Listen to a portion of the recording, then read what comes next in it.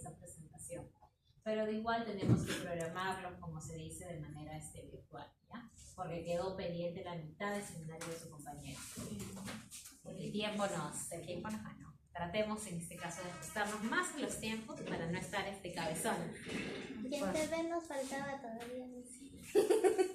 Como no se inició más de las 7 ya, pero lo importante es poder solucionarlo. Bien. Entonces, complementando antibióticos, ¿ya?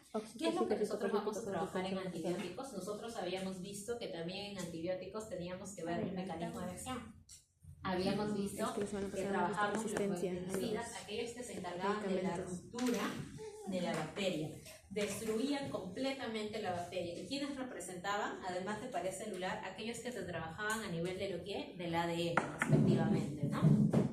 Ahora, y bacteriostáticos, como representantes, eran aquellos que te inhibían el crecimiento, en este caso de esas bacterias. Entonces, al limitar su crecimiento, yo evito que éstas proliferen. Y por lo tanto voy a debilitar a la bacteria y voy a ayudar a su eliminación. Ayudo a la eliminación, pero no es que mi mecanismo exacto sea la eliminación completa. Grupo representativo, ¿quiénes entran acá? Los fármacos, en este caso, que actúan a nivel de la síntesis de las proteínas, ¿no? De 30 y 50 respectivamente. ¿Por qué yo necesito conocer ello? Porque ustedes han hablado de fármacos de TBC. Cuando han hecho el seminario de fármacos TBC, ustedes han visto que los fármacos TBC están conformados por esos dos grupos de medicamentos, ¿no? Bactericidas y bacteriostáticos. No se sorprendan si para el examen final se les pregunta de los fármacos que conforman el esquema de TBC primera línea, clasifíquelos según bactericida y bacteriostático. ¿Ya? Pues esa pregunta también es válida. Como ustedes conocen los mecanismos de acción, lo van a hacer sin problemas. Ahora, según el espectro de acción. Según el espectro de acción, quiere decir ante quién va a hacer frente este antibiótico. Este antibiótico le va a hacer frente a las bacterias, eso ya lo sabemos, pero la pregunta es ante qué tipo de bacterias. En base a ello, nosotros trabajamos lo que es el espectro de acción. Yo tengo aquellos que son de espectro reducido y aquellos que son de amplio espectro. Los espectros reducidos hacen referencia a una misma especie bacteriana. Ejemplo, yo hablo de bacterias, en este caso tipo coco, gram negativas. Solo me estoy refiriendo a los cocos gram negativos. Es como cuando yo hablaba de cefalosporinas de primera generación. Las cefalosporinas de primera generación, de preferencia, ¿quiénes son? Gram positivos. ¿Se recuerdan el video? De preferencia son gram positivos. Y era un espectro mínimo, ¿dónde? En gram negativos. Entonces ahí yo hablaría, en este caso, de esta cefalosporina de primera generación, de un espectro reducido, porque me voy en este caso, a limitar a un específico número de bacterias que son gram positivas. En el caso de un amplio espectro, ¿a qué me refiero? Que yo voy a trabajar con el tipo de bacteria tipo A, tipo B, tipo C y tipo D. Ejemplo, voy a trabajar en atípicos, voy a trabajar en anaerobios y voy a trabajar en bacterias gram negativos. A eso me refiero con amplio espectro. Entonces yo voy a tener un antibiótico que me va a hacer, en este caso, efecto en diferentes grupos bacterianos. Ejemplo de ello, nosotros tenemos dentro de las lincosamidas, ¿a quién? A la clindamicina, porque me hace efecto en anaerobios y también en gram negativos. Entonces ahí yo hablo de un amplio espectro. ¿Ya? Entonces, acá yo tengo la clasificación resumida, entonces, acerca de lo que son los bactericidas y los bacteriostáticos. Bactericidas, ¿quiénes van a ser? Aquellos que te van a actuar de igual forma dentro de la síntesis proteica, también lo catalogan bien a los aminoglicósidos. Síntesis de la pared celular, acá están los beta-lactámicos y los glucopéptidos, y síntesis del ADN, nitroimidazol, quinolona, rinfampicina, representante de lo que es el nitroimidazol.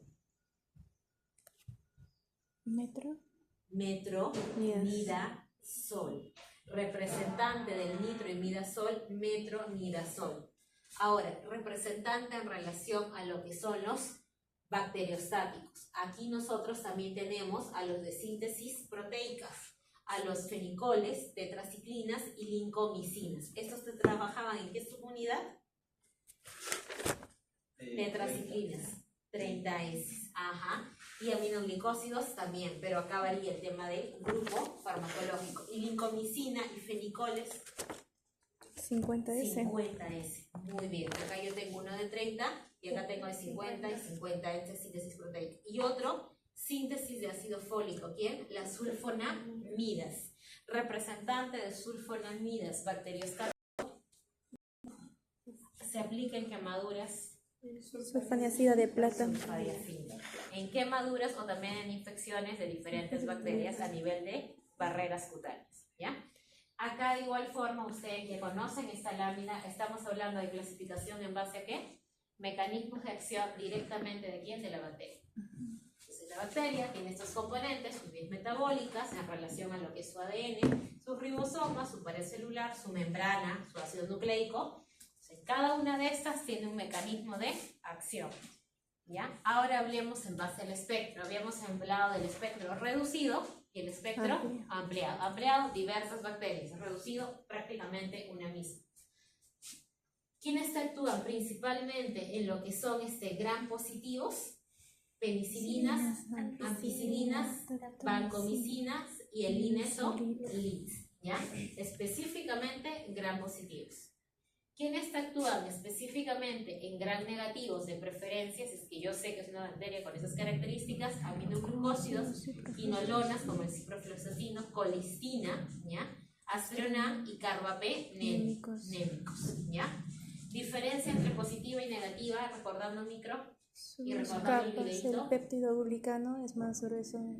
Aparte del péptido glicano había una, la membrana externa, la membrana externa, ¿no? Ambas tenían pared celular, sí. Ambas tenían membrana plasmática, sí. La única diferencia es que ese tenía un mecanismo de mayor protección, tenía una membrana externa, ¿ya? Ante lo que es la pared celular.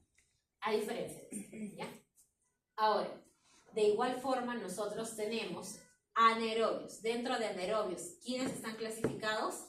Clindamicina, que pertenece al grupo de las glincosamidas, metronidazol y cloranfenicol. ¿Cloranfenicol a quién pertenece? Los fenioles y metronidazol, los nitridazoles. ¿Qué otro, en este caso, antibiótico tengo que me va a hacer efecto en los anaerobios? ¿Estos qué son? Aeróbicos, ¿ya? ¿Qué otro efecto te va a producir en los anaerobios? ¿Qué otro antibiótico? La piperacillina y los carbapenémicos, ¿ya? Entonces acá yo tengo en este caso este grupo de bacterias en los cuales yo voy a observar que voy a actuar de igual forma con estos antibióticos. Por eso los encuentran acá a los lados. Y acá, dentro de lo que son los anaerobios respectivamente, también tengo qué tipo de antibióticos que van a estar en el centro, entre gram positivos y gram negativos, porque esos antibióticos que son las cefalosporinas están en el centro de gram positivos y gram negativos, teniendo en cuenta el video que vimos. ¿Qué ocurría? ¿Dónde estará la primera generación de cefalosporinas?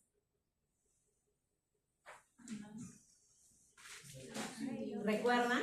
La primera generación te abarcaba más que nada gram positivos. En cantidad pequeña los gram negativos. Estaríamos hablando acá de ¿quién? De un espectro reducido, cefalosporinas de primera generación. Mientras que las de segunda, tercera, cuarta y la fosfomicina, porque la fosfomicina pertenecía a qué grupo? Misceláneos. ¿A qué grupo en este caso pertenecen?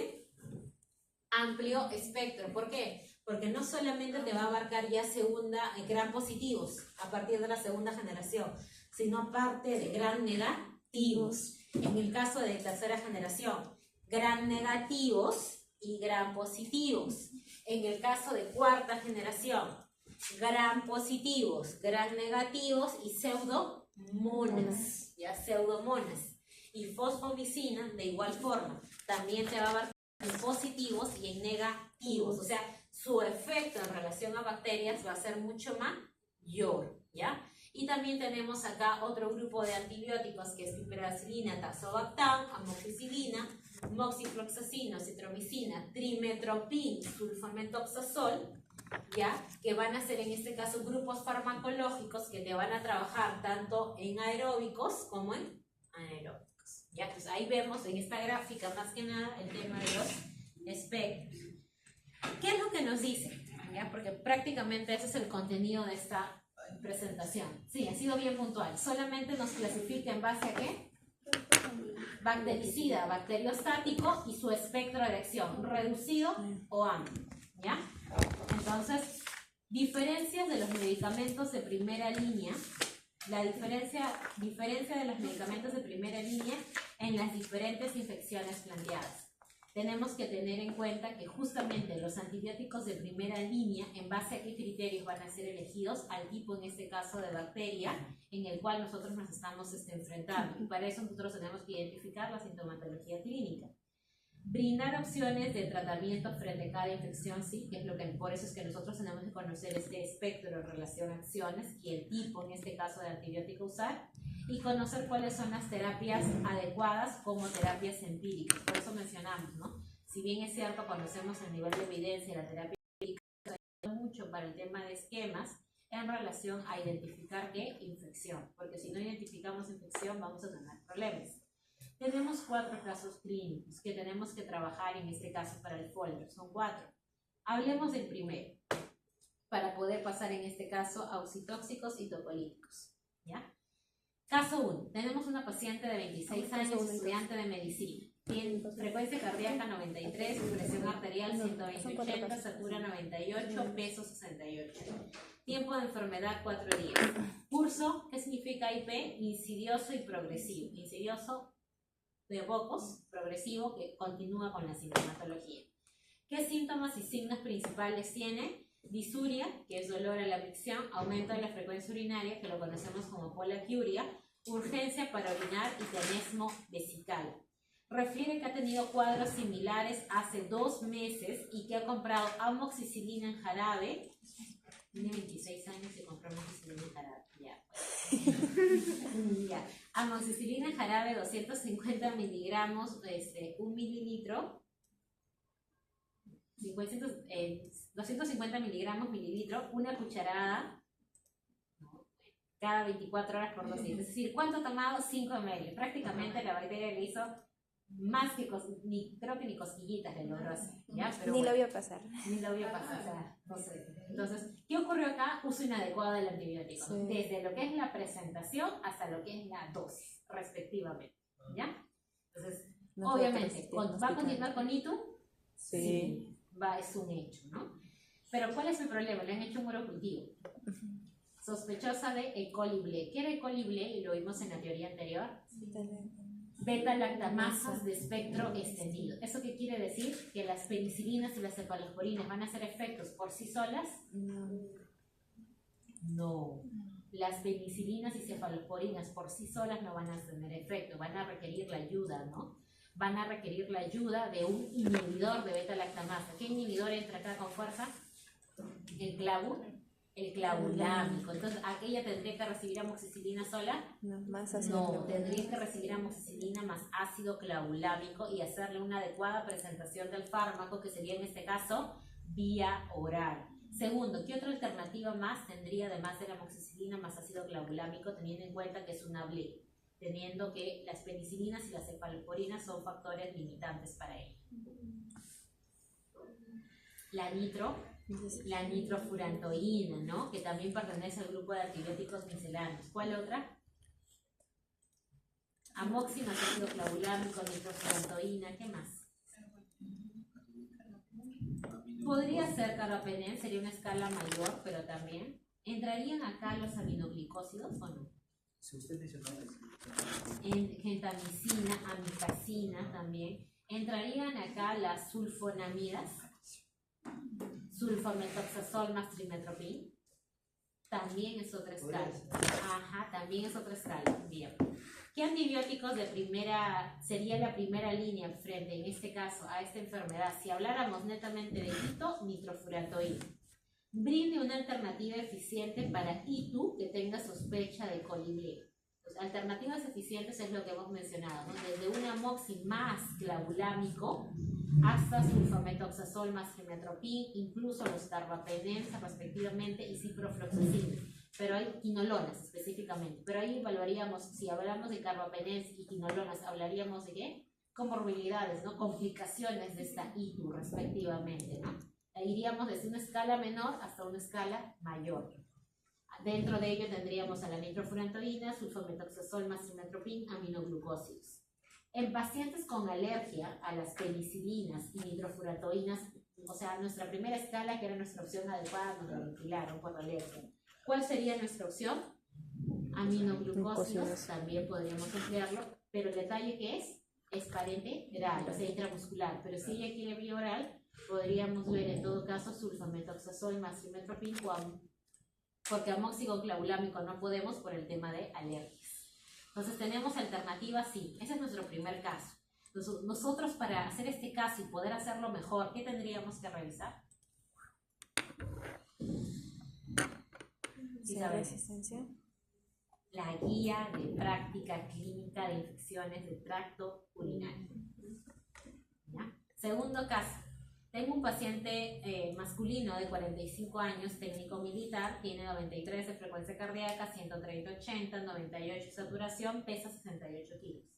Tiempo de 7 días, insidioso progresivo. Dolor al comer comidas sólidas. Tiene antecedente de diabetes que toma polioglitazona. ¿Qué grupo farmacológico pertenece? Las thiazololidonas. Muy bien. Hipertenso, toma valsartán. ¿Qué grupo farmacológico? ARA2. Hipertrofia benigna de próstata. ¿Qué está tomando? Tamsulosina. Prácticamente en los alfa 1, ¿no es así? Que correspondían a lo que era lo simpático. Vamos, líticos miméticos.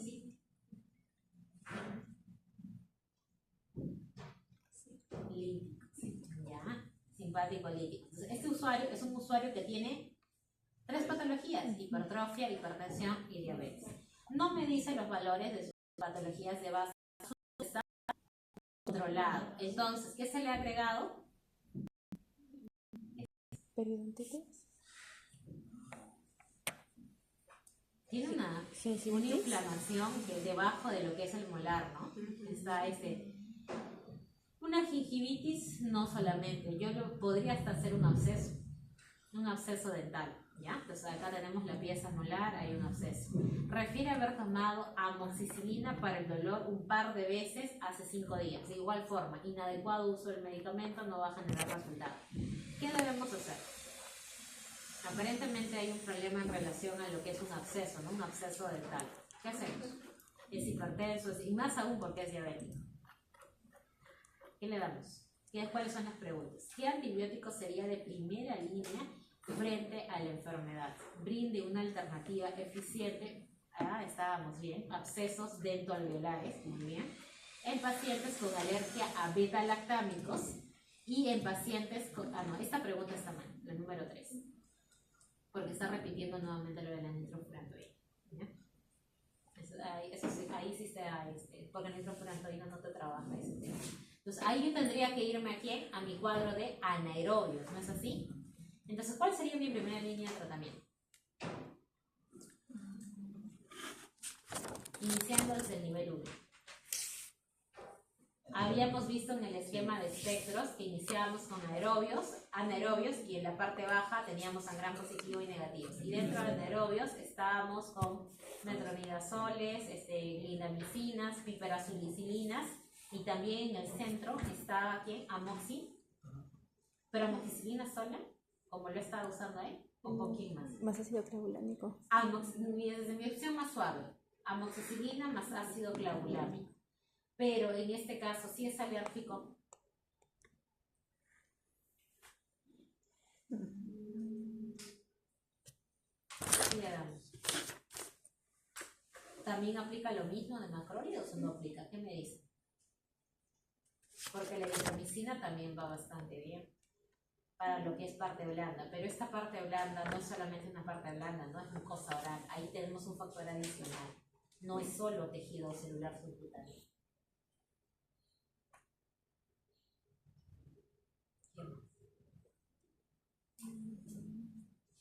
Una alternativa eficiente para abscesos dentoalveolares en pacientes con alergia a beta-lactámicos. Por eso, al decir de alergia a beta-lactámicos, se está diciendo que la opción que planteaste no podemos emplear, porque es alérgico. ¿Cuál sería la siguiente? ¿Cuál es la siguiente escala que mencionamos? Cipro, y estaba en la parte del esquema con clindamicina. Ciprofloxacino con clindamicina, ¿ya? Entonces, aquí yo debería de realizar yo lo que tengo que revisar para la verificación de la misma, recordar que la pregunta 3 no es válida porque no corresponde. Tengo que hacer una revisión de la guía de práctica clínica de accesos bucales. Desde mi opción base, que es amoxicilina dinámico, hasta mi opción más compleja, ¿no? Que es mi cipro con clindamicina. Tercer caso. Tengo un paciente masculino de 23 años, frecuencia cardíaca de 93, presión arterial de 130, 80, 98 de saturación, pesa de 68. Hace un año, insidioso progresivo, paciente varón de 23 años, sí. Infección por Helicobacter pylori hace 10 años, tratada. Acude hace un mes por epigaltralgia, náuseas, sensación de plenitud gástrica. No pérdida de peso, no vómitos, no melenas. Madre comenta que tuvo clínica similar a los 13 años. Se solicita analítica y antígeno en heces para Helicobacter pylori, el cual es positivo. Se instaura tratamiento erradicador de primera línea con medicamentos que no recuerda durante 14 días. O sea, sí le han dado el primer esquema. ¿Ustedes sí recuerdan cuál es el primer esquema? Omeprazol. Amoxicilina, claritromicina y omeprazol. Acude de nuevo tras 4 semanas porque persiste con los síntomas. ¿Puede pasar? Sí puede pasar. De repente hay un tema de resistencia. Y se deriva, en este caso, a digestivo y un nuevo antígeno en heces. ¿Es la prueba de antígeno en heces la más adecuada para el diagnóstico de infección por Helicobacter pylori? ¿Sí o no? Lo vimos en gastro y yo les dije. ¿Sí ¿No es la prueba de ureasa? No, la test de ureasa es el test del aliento que tomamos, pero control Helicobacter pylori. Por ejemplo, a él le han tomado un test del aliento para verificar si realmente el esquema 1 que se le dio tuvo efecto o no. Porque la prueba de antígeno en heces es inespecífica. Si yo quiero hacer test de ureasa es para control de HP post-tratamiento. Pero si yo quiero hacer diagnóstico por HP, ¿cuál era el igual estándar? Sí, les dije. Biopsia. ¿De dónde? De antroendoscopía. Porque la de prueba de heces y la serología de HP era inespecífica. Hablemos punto 1. Mencione 2 terapias de primer esquema en el tratamiento del Helicobacter pylori. Ya hemos mencionado una. ¿Cuál sería mi otra alternativa? Las de tetraciclinas, ¿no? Las de tetraciclinas. ¿Cuál es la otra? Metronidazol. ¿Y cuál era la tercera? Porque había levofloxacin. Sí. Tetraciclinas, ¿ya? Teníamos metronidazol y levofloxacin. ¿Por cuántos días? Igual se mantiene 14. 14. Ajá. En pacientes con alergia a la amoxicilina, ¿con qué medicamento lo reemplazamos? Ya no le puedo dar la OCA. Le puedo dar la claritromicina, pero ya no la amoxicilina. ¿Ciprofloxacina? No. Metronidazol. Le damos metronidazol. En el historial de tratamiento de primera línea y con sospecha de resistencia a quinolona, ¿cuál es el esquema sugerido? Ya no le podríamos dar ese usuario de levo. Le daríamos el esquema en todo caso de la tetraciclina. Ya tetraciclina con metronidazol. ¿Por qué? Porque hemos visto que ha tomado el esquema de primera línea y aparentemente continúa con los síntomas. Entonces, muy probablemente acá no es una alergia, sino hay un tema de resistencia y hay que cambiar el esquema de primera línea por esquemas alternativos. Entonces acá yo reviso mi guía para manejo de ¿qué? De Helicobacter pylori. Ahí están mis 3 casitos clínicos. ¿Sí son 3? Sí, son 3. Esos son para el siguiente folio. Bien, ahora vamos a desarrollar ello. Esto sí es motivo en este caso de ustedes para lo que